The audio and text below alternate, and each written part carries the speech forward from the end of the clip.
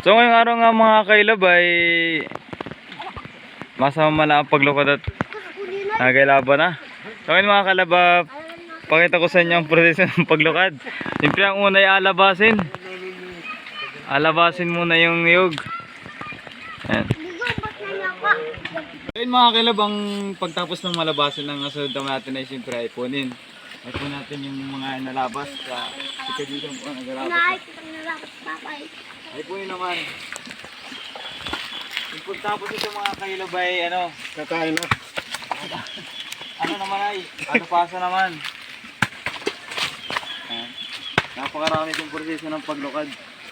Hindi man basta-basta, hindi man tubiro ang gawain. Hindi nga yan ay atigataga maybe.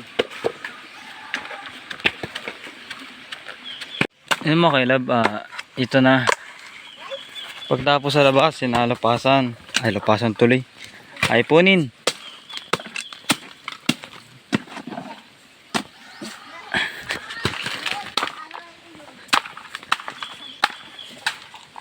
Yan, ay punin.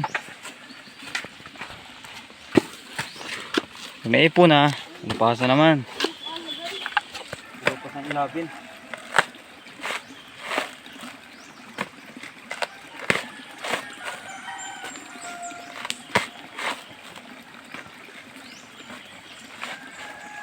Kapag mo lang bunot.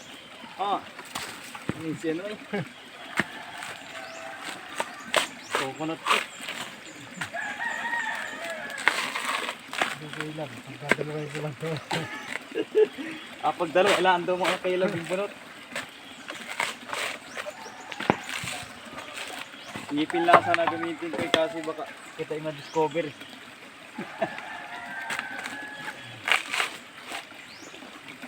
Okay love, ay okay matter din sa tugos ng hirap ng buhay din eh.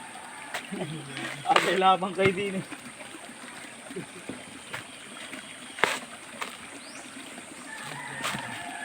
Joke lang po yun. Ang mga tao dito nasipag. Mabuti mapaglabang kapag ikay tamad-tamad, patamad-tamad dito. Ay. Oh yeah, sabi ni Jerome.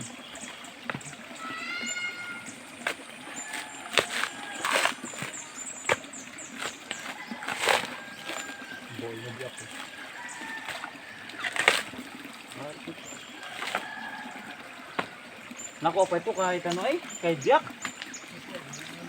Ha?